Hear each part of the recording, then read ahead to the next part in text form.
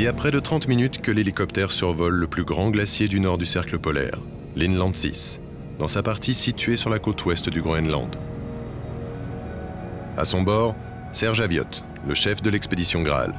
Comme le nom l'indique de l'expédition Graal, c'est la recherche vraiment du Graal, c'est-à-dire de pouvoir descendre le plus profond possible dans la glace.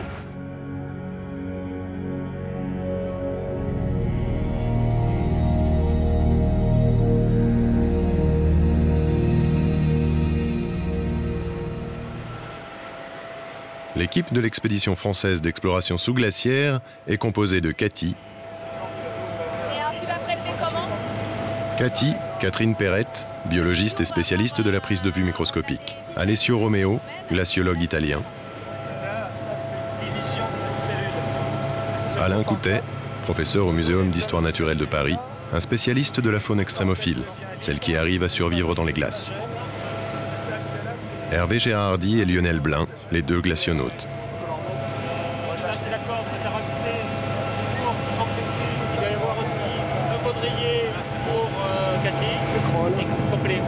Et Philippe Kéledjian, dit Doc, le médecin et cuisinier de l'expédition.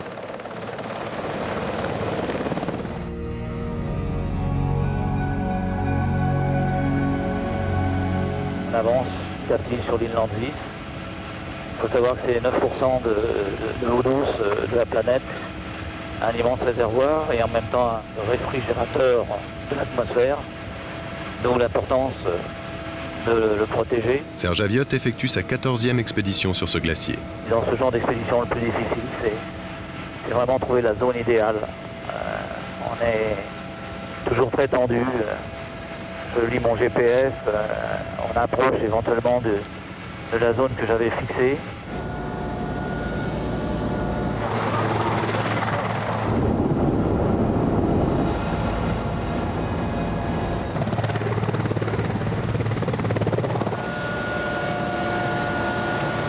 Là, je pense que c'est bien là.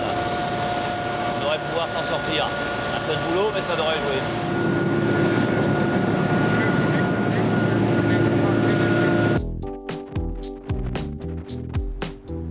On va voir, on va faire descendre l'équipe. Je suis obligé d'être un petit peu anxieux par rapport à l'emplacement du camp.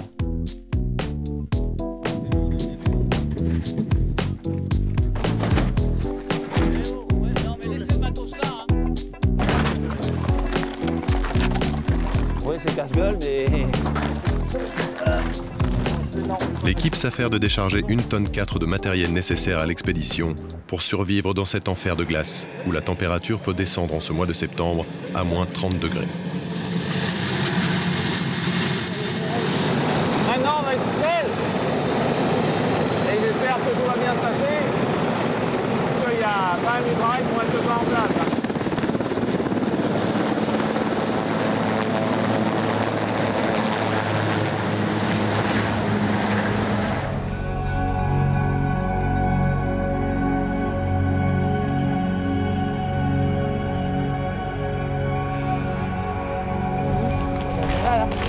Le grand rouge rentre dans le petit coin.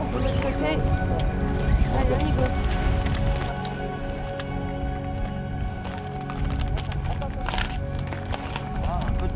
Je suis en train de faire une lunule. C'est un système de 2 orifices dans lequel on passe un cordon qui permet d'aubaner la tente. Et on fait ça parce que les piquets habituels ne tiennent pas bien dans la glace.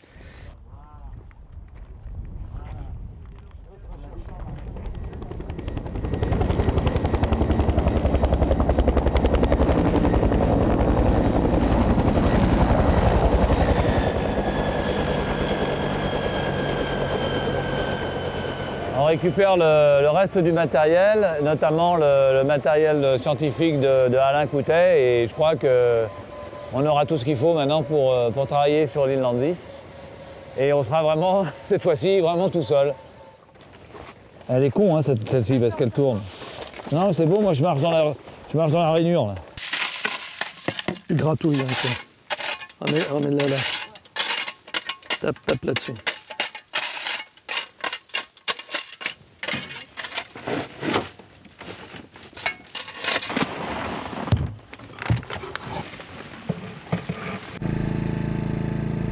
groupe électrogène fonctionne, Talubino, la lampe fonctionne. Écoute, rien de cassé, il y a de la lumière, c'est impeccable. Eh bien, tout est prêt pour travailler. Mais quelle galère! C'est un travail d'enfer d'amener tout ça, un exploit. Mais pour étudier des extrémophiles dans leur milieu, il faut passer par là avec la neige, avec la pluie, avec l'humidité. C'est infernal. Mais pour avoir les organismes vivants et les étudier correctement, il faut ça.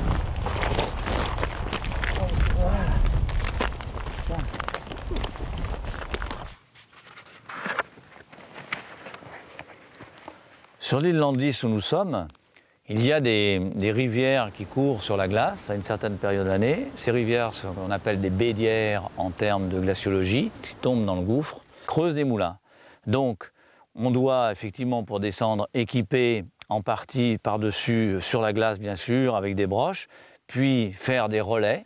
Alors des relais qui vont se trouver à 20 mètres, puis un autre relais à 50 mètres, et enfin un relais à 100 mètres, quand on atteint soit le siphon, soit le lac. Donc demain, nous allons partir en espérant effectivement trouver un moulin qui descende très profond et qu'on puisse l'équiper de manière à être à la fois en sécurité et que toute l'équipe puisse descendre.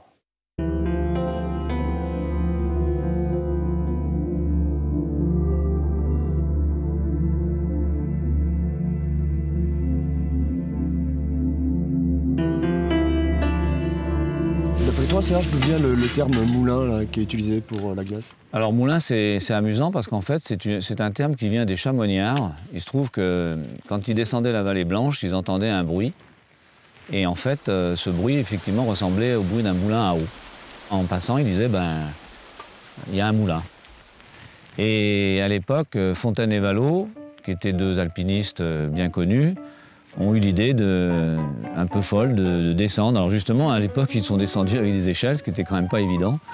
Et ils sont descendus à peu près à 60 mètres. On descendait et on remontait sur des échelles de corde. Après est venue les échelles métalliques.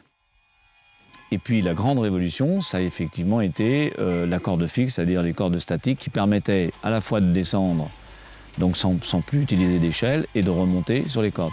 Et tout ça, évidemment, ça a impliqué toute une évolution des techniques.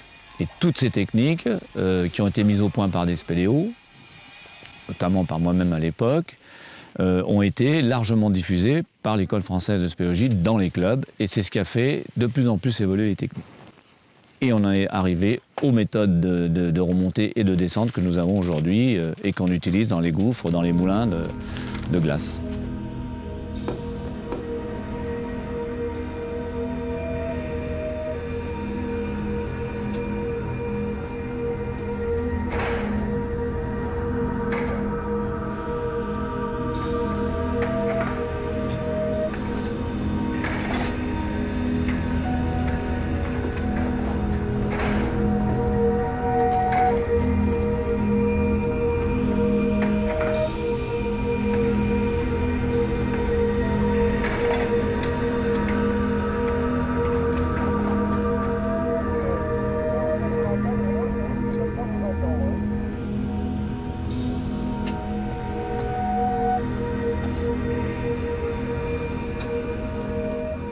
qu'on appelle aujourd'hui les moulins sur l'île Landlis, à l'époque de Paul-Émile Victor, sur les cartes, ils n'avaient pas marqué moulin, ils avaient marqué gouffre. Par contre, ils avaient donné des noms de rivières, évidemment, comme tout bon français.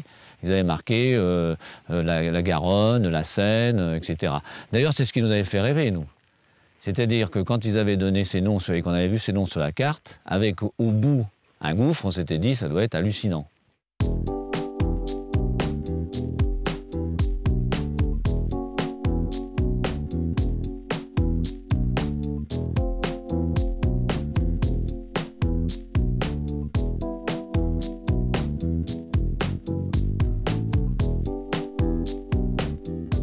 Bon, eh bien écoutez, c'est à vous que reposent un peu les espoirs de l'expé, là, parce que vous avez vu les conditions, le lieu qui est assez bouleversé. À vous d'essayer de trouver ce fameux moulin. Hein. Oui, donc j'envoie deux on va dire plus jeunes en exploration pour rechercher un moulin à la fois actif et fossile. Et il est vrai que cette année, avec le changement, on va dire, climatique, j'ai jamais vu l'île Landis aussi bouleversée. Donc ça pose des problèmes, de gros problèmes. Donc on va aussi compter sur l'expérience et la chance pour pouvoir explorer et descendre le plus profond possible. Tu vois, dès que tu laisses les sacs par terre, ils sont mouillés, quoi, parce qu'il y a vachement trop de fonte. C'est assez redoutable. C'est la pire des choses. C'est très important de garder le côté optimiste des choses. Et bien on est parti pour la suite.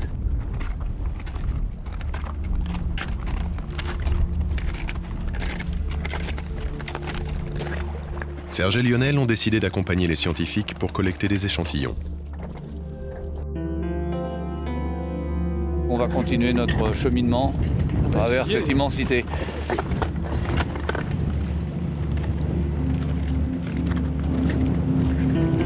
Donc attention, là on va passer un pont de neige, donc prudence.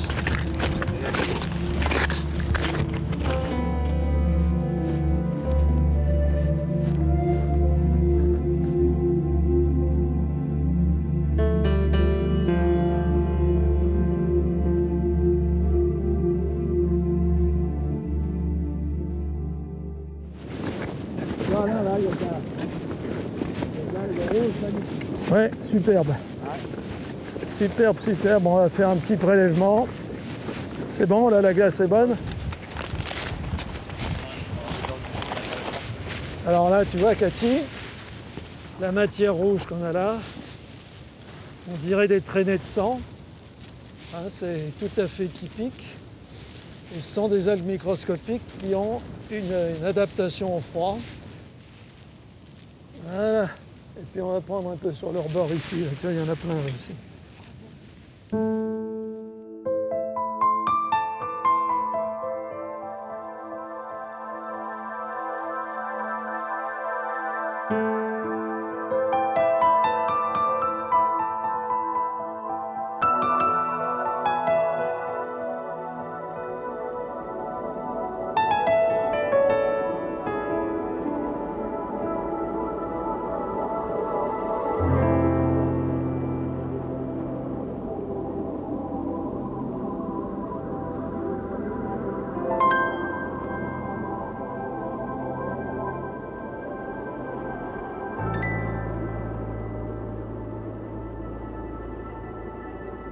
Le froid est rapidement tombé sur le glacier.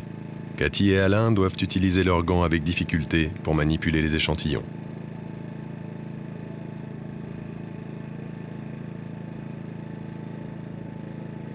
Alors tu vois là, les boules rouges qu'on a là, ce sont en fait des algues vertes.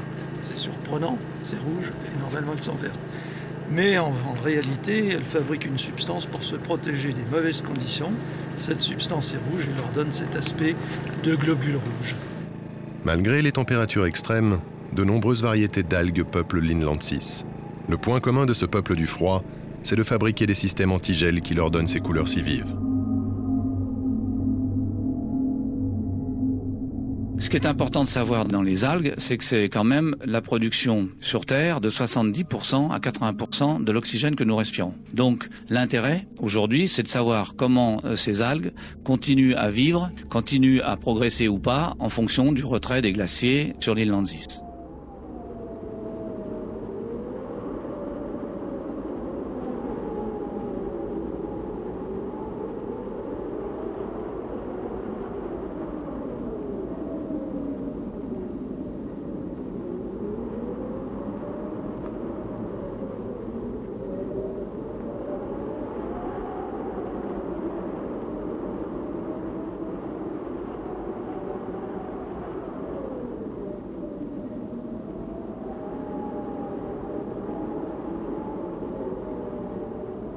Serge commence à s'inquiéter. Hervé et Alessio ne sont toujours pas de retour. Sur l'Inlandsis, le temps peut changer plusieurs fois dans la même journée.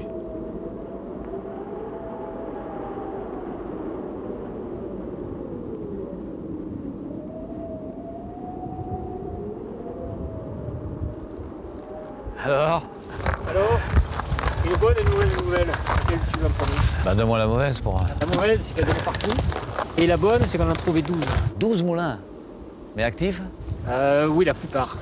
Si tu veux, il y en a un, le principal, celui de la Bédière, Ouais. vraiment actif. Lui, c'est impossible de... Ah ouais, je m'en doute, ouais. Et puis à côté, plein de moulins périphériques avec un filet d'eau qui peut très bien se geler en l'espace d'une... Mais si c'est qu'un filet, ça doit être descendable. Peut-être sur le côté, non? Non. D'accord, mais pour l'instant, c'est encore très actif, quoi. Et 12, et tous les 12? Ah oui, ben, plus ou moins. C'est évident qu'il y en a certains, on pourrait descendre de... Quelques mètres, quoi. Voilà. Ouais, mais quel intérêt? Il y en a qui sont pas très alimentés, quoi. Il faudrait une nuit de gel. Il faut espérer qu'il fasse froid, quoi. Bon, vous n'êtes pas un peu fatigué? Ça va? Ouais, un petit peu quand même. Bon, ben, on a fait une bonne bouffe, je crois. On avait bien mérité. Bon, ben, écoute, c'est une bonne nouvelle quand même, non?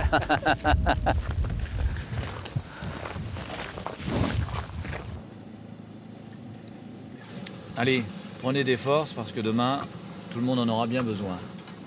Tiens, en fait, ce que je voudrais vous dire à tous là, en termes de biscottes, il nous en reste une certaine quantité pour aller jusqu'à mardi midi.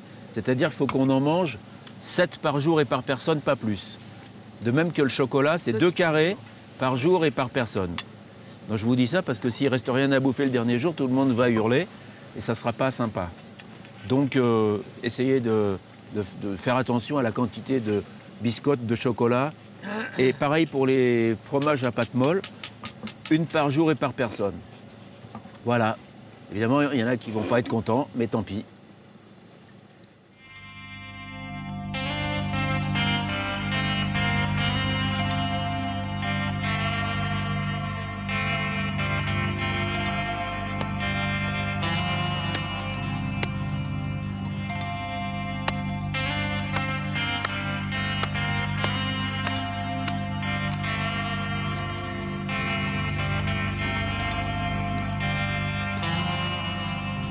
Le froid et le gel se sont installés dans la nuit, et l'eau de la rivière, la Bédière, qui longe le camp, a bien diminué. Mais faudrait-il encore pour l'exploration des moulins que cette masse de gel perdure toute la journée?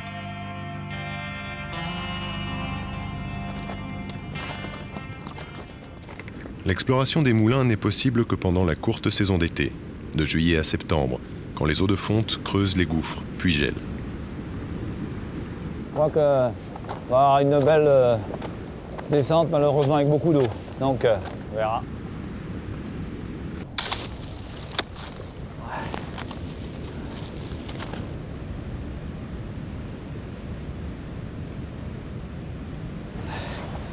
Attention les gars, il y en a un qui me garde.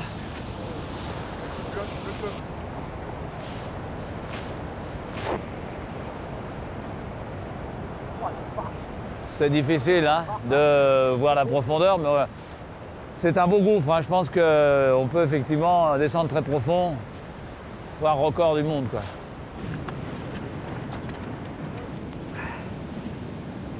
Lionel,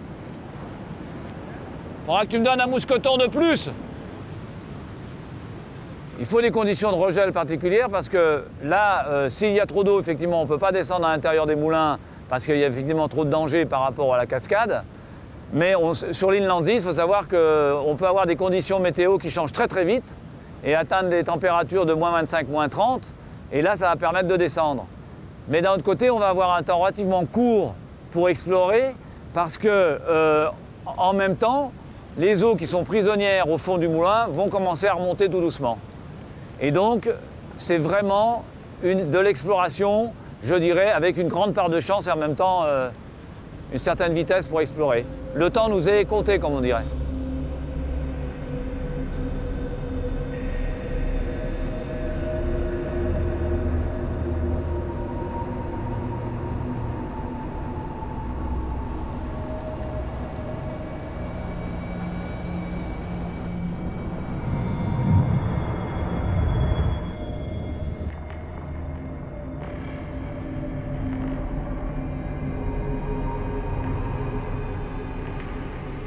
C'est vrai qu'il y a beaucoup de gens qui se disent mais qu'est-ce qu'ils vont faire là-bas dessous, pour quelles raisons, etc. Il faut presque un vécu pour comprendre ce sentiment d'être seul au travers d'un ensemble de glaces C'est quelque chose qui pour moi, je dirais que c'est essentiel, quoi. C'est quelque chose qui me fait vibrer. Il y a ce dépassement aussi de soi, qui est continuel, qu'on a envie de vivre, quoi.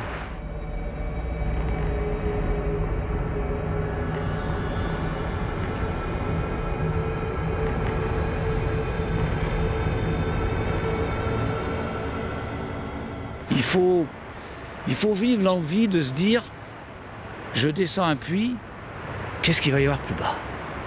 Est-ce que ça va continuer? Est-ce que ça va s'arrêter? Pourvu que ça continue. Pourvu qu'il y ait une belle galerie. C'est merveilleux.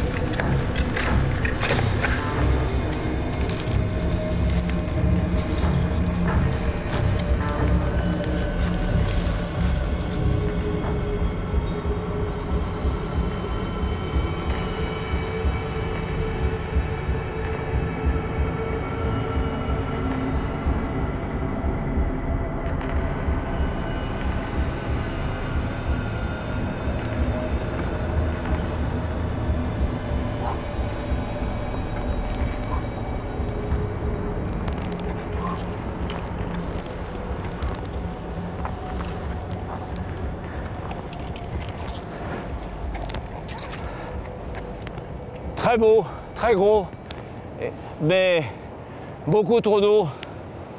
On est encore dans une période, je dirais, un peu trop chaude. Je pense que on peut dire que c'est lié aux variations climatiques d'aujourd'hui.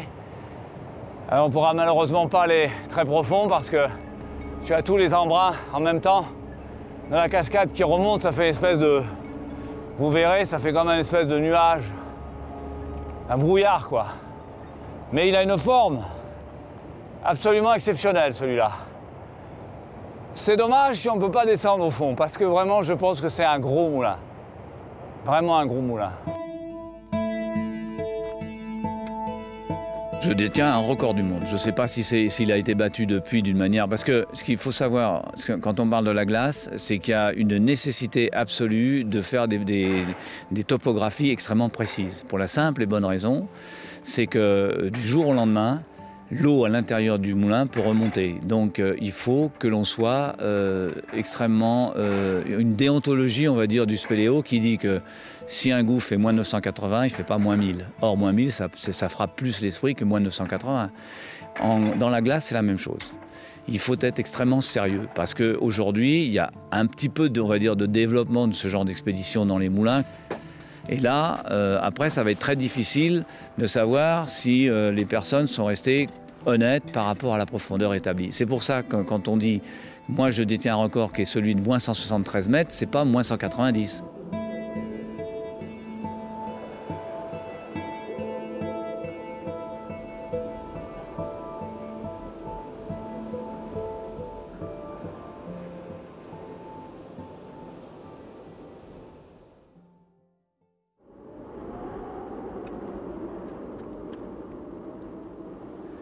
Voilà, le drapeau est installé pour le camp. J'espère que l'expédition Graal 2 sera un succès au niveau des profondeurs à atteindre. Et puis sur le plan scientifique, tous les travaux pourront se réaliser.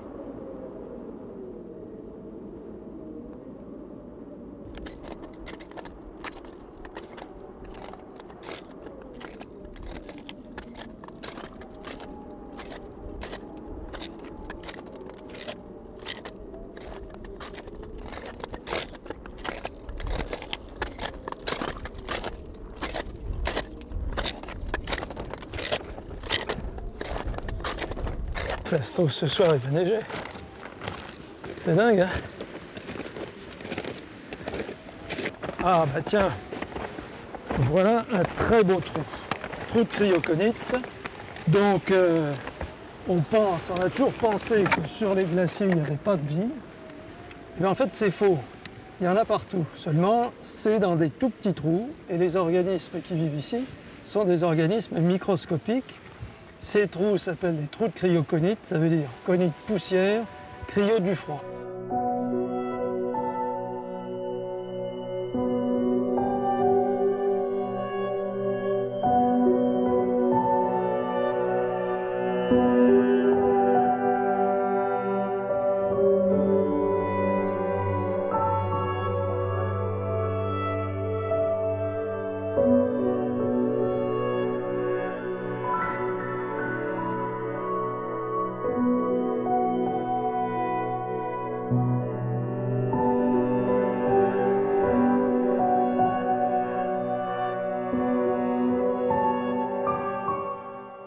Les trous de cryoconite, ça a été une énigme pendant des années.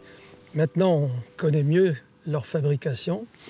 En fait, ce sont les particules minérales et organiques qui sont véhiculées par les vents. Ces particules tombent sur la glace et quand le soleil donne, elles s'échauffent plus vite que la glace. Elles font fondre la glace autour et certaines vont rester à la surface de l'eau de fusion, tournicoter avec le vent et constituer un petit cercle qui crée un cylindre dans la glace et elles vont finir par tomber au fond, ce qui fait cette matière marron qu'on peut observer dans tous les fonds de trous.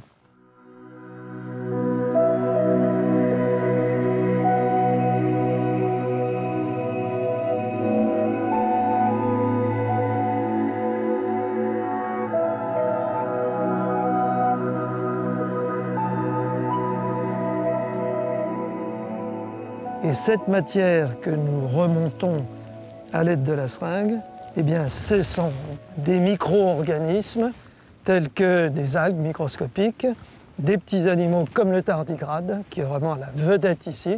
C'est celui qui est en haut de la chaîne alimentaire. C'est l'équivalent du lion dans la savane.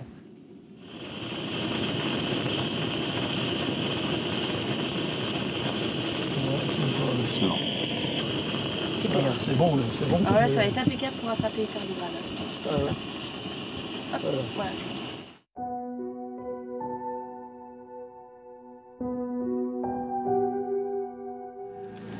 C'est difficile d'isoler un tardigrade.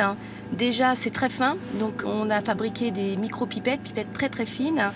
Et avec cette cryoconite qui est noire, on va essayer de trouver une espèce de petite masse transparente, un peu jaune, qui des fois bouge ou ne bouge pas, pour se dire voilà, on a affaire à un tardigrade.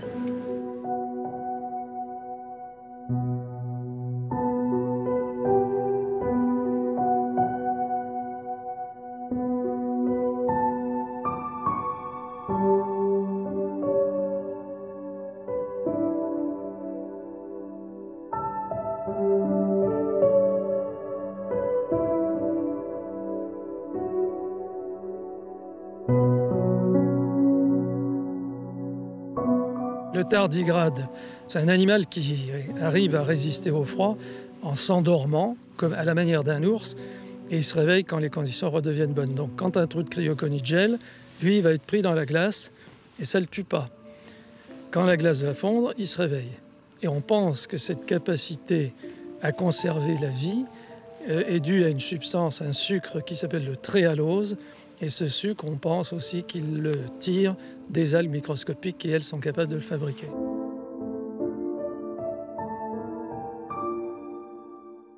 Demain, les gars, je pense qu'on va prospecter sur cette zone, parce que je vois qu'il y a quelques tracés de bélières. Je ne sais pas qu'est-ce que vous en pensez. Donc demain, une équipe, vous trois, vous partez le plus tôt possible, de manière à ne pas rentrer trop tard au camp. Ça vous convient? Parfaitement. On marche comme ça pour demain.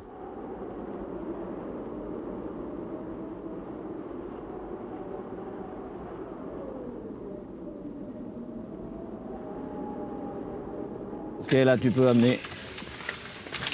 Voilà, tu vois, il faut que ce soit bleu, là. Là, tu peux y aller, là. On va lui booster un peu, là.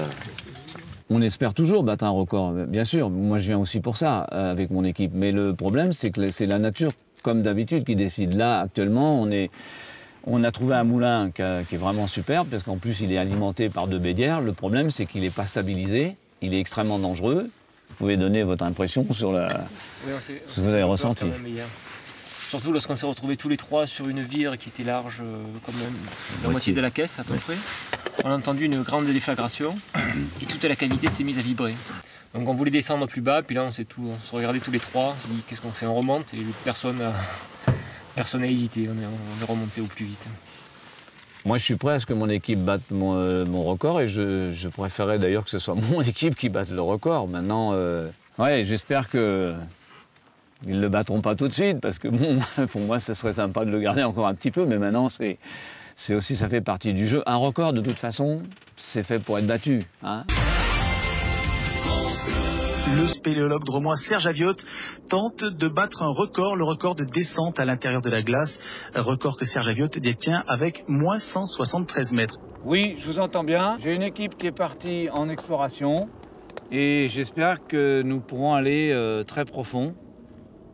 Oui, effectivement, on a des conditions un petit peu différentes. Je pense que c'est lié au climat. Effectivement, on va parler du réchauffement. Moi, je parlerai plutôt de modification climatique pour l'instant. À bientôt.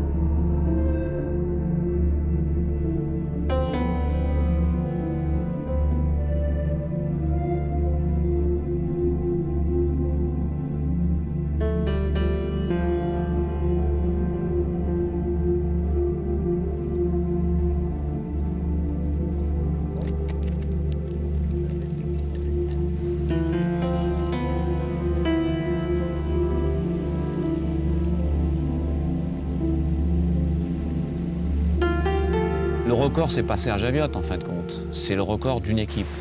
Si je me lance un peu dans un autre débat un peu plus philosophique, je dirais que ça n'est plus pour moi l'essentiel quand même. L'essentiel, c'est de mener à bien l'ensemble de l'équipe. Même si c'est pas moi qui va au bout de mes crampons au fond d'un gouffre plus profond, moi sans eux, je peux rien faire. L'équipe va enchaîner l'exploration de plusieurs moulins. Mais elle va devoir chaque fois renoncer à aller plus au fond à cause des conditions climatiques qui se détériorent. L'eau coule de partout.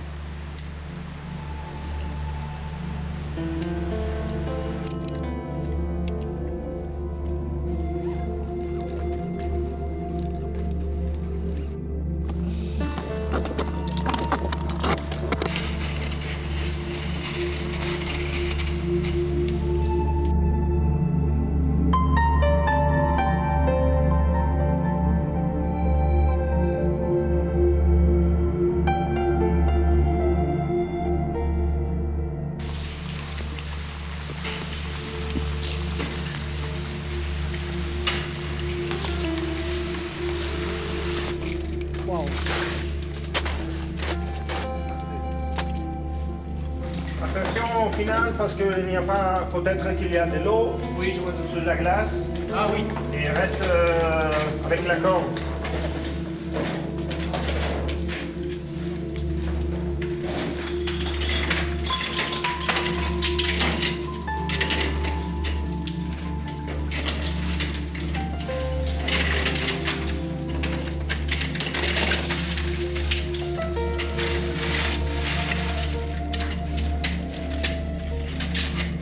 Si la chance n'est pas au rendez-vous compte tenu de la météo, elle l'est avec la découverte d'une magnifique galerie bleue, creusée par une ancienne rivière. L'eau a disparu et la galerie est devenue fossile.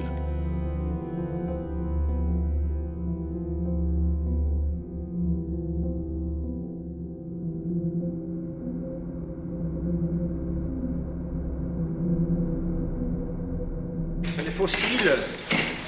C'est possible qu'il a un âge seulement. Et abandonné. Un an, tu dis? Un an, oui, pas plus. C'est très grand. Il y a de la cristallisation et des stalactites, stalagmites. En plus, on dirait des rostres de narval. Ah oui, exactement, parfait. En effet, cette forme torsadée qui rappelle la licorne des mers est obtenue par le ruissellement en spirale de l'eau de fonte. La couleur de la galerie semble composée d'un nuancier de bleu.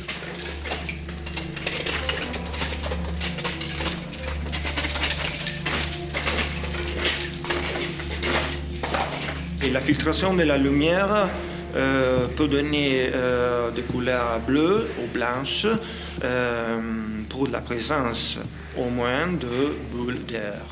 S'il y a des bulles, c'est blanche. S'il n'y a pas, c'est bleu.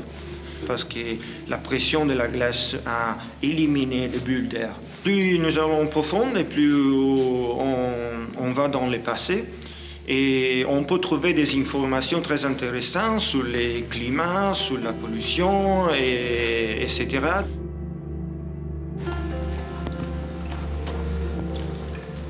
L'eau coule à flot. Il est devenu indispensable d'arrêter l'exploration.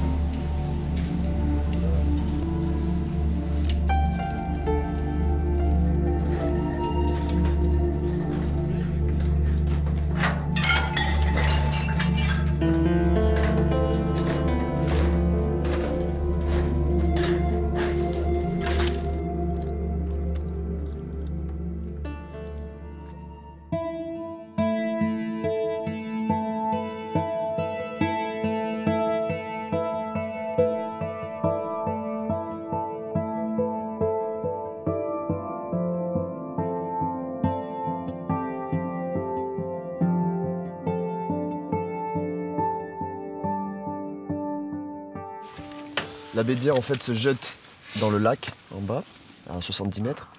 Et d'abord dans le moulin. Derrière ça fait dans le moulin. Après elle arrive voilà. Au niveau du lac.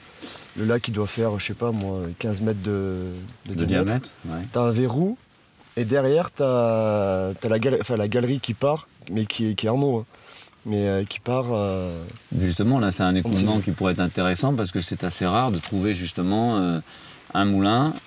Et en bas du moulin, éventuellement une galerie qui part. Ça, je veux dire, à la limite, malheureusement, je n'étais pas avec vous pour le voir, mais c'est intéressant.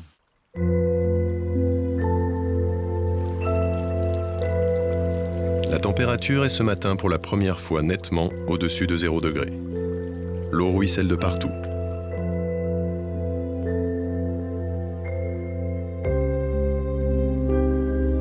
La Bédière était encore vide il y a quelques jours, mais elle s'est transformée en une puissante rivière qui se déverse dangereusement dans les moulins. L'équipe a dû se résigner. Le record, ça ne sera pas pour aujourd'hui. Certains en profitent pour se laver dans des baignoires de glace. Terminé les moins 15 degrés, l'équipe se sent pratiquement comme à la maison.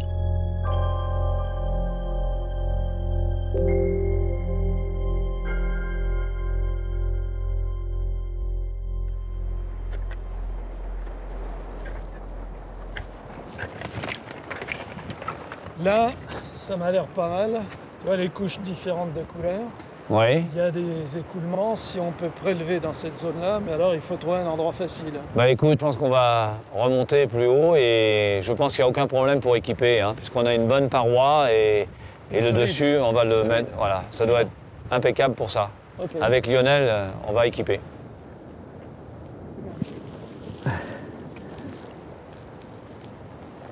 Là, c'est équipé, là, c'est... Bon, donc mon descendeur est bien mis, il n'y a pas de souci. Dès que tu t'appuies sur baudrier, il stoppe. Et pour descendre, tu appuies. On est d'accord, prof? Okay. On part pour la chasse au tardigrade? Taillot. C'est parti. Moi, je te suis.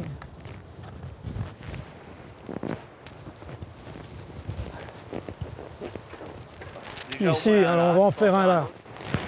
Ici, là, non? Alors tu vois là, on a des veines de couleurs différentes. Ça correspond au dépôt annuel de poussière et de choses sur la surface. Là, c'est la zone où il y a des organismes qui ont été piégés. On voit d'ailleurs des choses qui dégoulinent.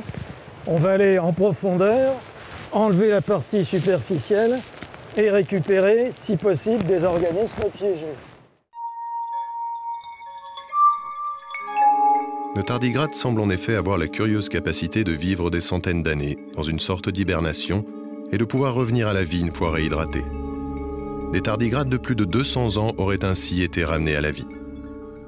Bon, si on arrive à comprendre comment le tardigrade résiste à ces conditions de déshydratation et de mort apparente, on pourrait peut-être appliquer à l'homme, enfin ça c'est un peu du rêve, des conditions analogues, des substances qu'on pourrait se faire injecter, etc., qui nous conserveraient en vie face à des situations extrêmes.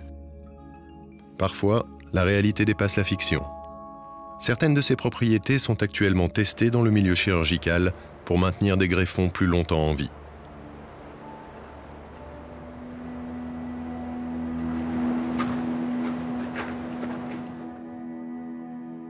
Serge a choisi une bédière fossile, c'est-à-dire une bédière morte qui n'est plus en activité. Elle devient fossile et disparaît en l'espace d'1 ou 2 ans. Et l'année suivante, une autre bédière la remplace. Bon, je pense que là, il y a un petit prélèvement intéressant à faire. On va faire un prélèvement là dans la glace. D'accord, ok. Cathy, t'es prête là? D'accord, je m'allonge. On va prélever là, toi. Donne-moi le flacon.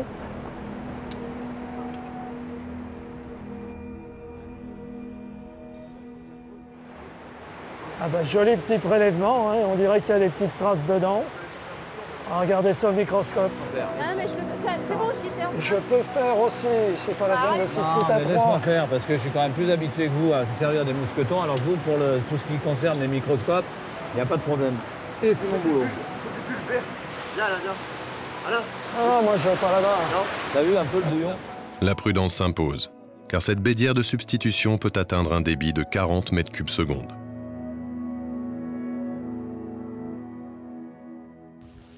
Ça va, tu veux que je t'aide? C'est bon?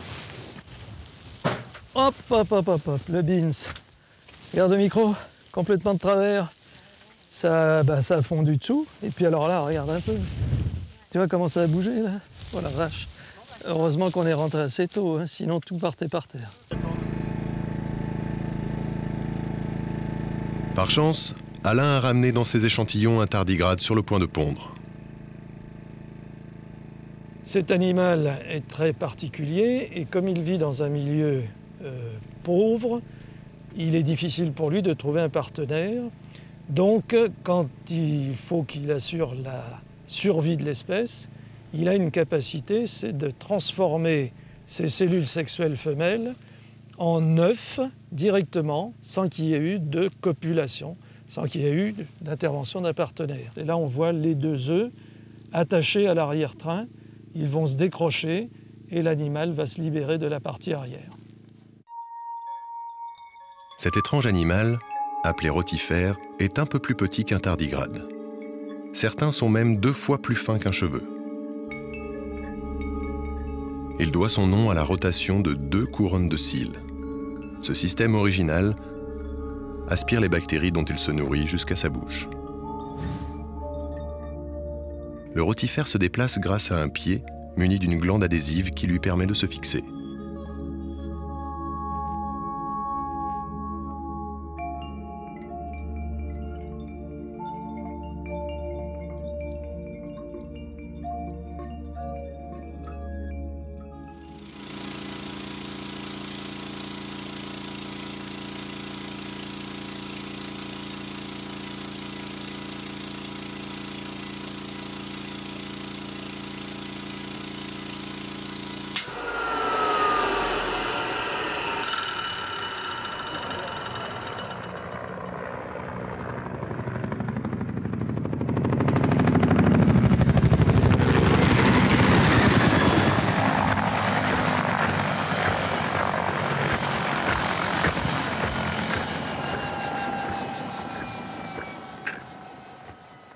Okay, Serge, here's your gasoline. Merci beaucoup et bon voyage, bon retour. Alors, encadrer une mission scientifique, c'est beaucoup plus de choses. C'est-à-dire que d'abord, il y a une responsabilité. On emmène des scientifiques qui ont un haut niveau. Mais par contre, sur un plan, je dirais, technique, il faut veiller sur eux. On est là pour les sécuriser. Et puis c'est vrai que ça implique beaucoup plus de matériel, beaucoup plus de carburant, parce qu'ils vont travailler sur microscope. Donc de toute façon, c'est aussi une des missions de Graal 2, c'est de pouvoir emmener justement des scientifiques et pouvoir travailler avec eux et les emmener en toute sécurité.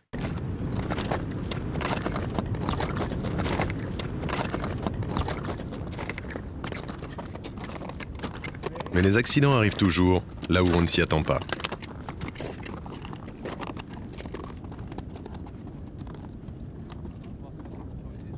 Comment tu t'es fait ça? Comme un crétin. J'ai pris mon pied dans un trou de cryoconite que je n'avais pas vu. Ça m'a bloqué. L'autre pied est arrivé puisque je marchais. Tchac, je me suis mis un coup de crampon.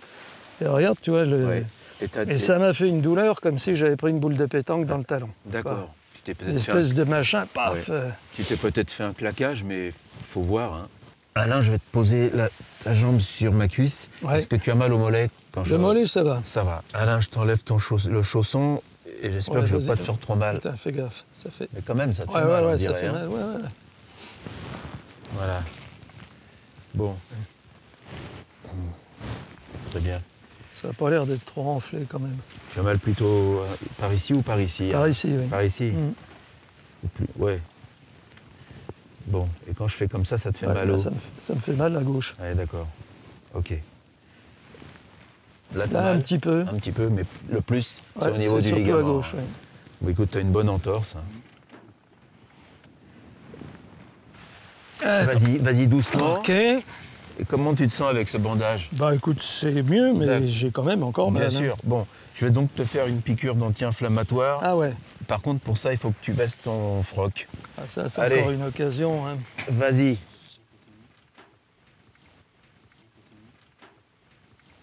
Ça va ta cheville? Ça va. Bon, j'ai les mains froides. Hein. Ah, le con. Bon. Je tiens ça, là. Voilà. Bon, j'y vais, hein. Voilà. La tempête de neige avec des poussées de vent pouvant atteindre 160 km/h souffle sur le plateau de l'Inland 6.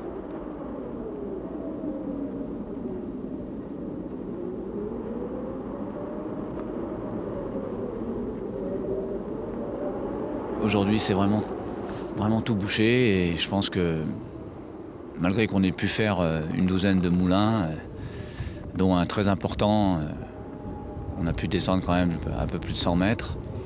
Je pense que ça me refait le coup d'il y a 3 ans, c'est-à-dire que j'aurais du mal à dire qu'on va pouvoir poursuivre. Bon bah j'espère malgré tout arriver, il faut être pugnace dans ce genre d'exploration. C'est toujours encore une fois la nature qui dirige, mais pourquoi pas l'année prochaine ou dans 2 ans, parce que ça demande beaucoup de préparation. La chance a voulu que sur cette expédition, on a vraiment découvert déjà des galeries à mi-hauteur, on va dire. C'est mon espoir de demain, c'est-à-dire descendre effectivement plus profond. C'est un peu un rêve d'enfant, je vais dire. Ouais, pourquoi pas courir dans des grandes, des belles galeries bleues en profondeur. C'est le rêve.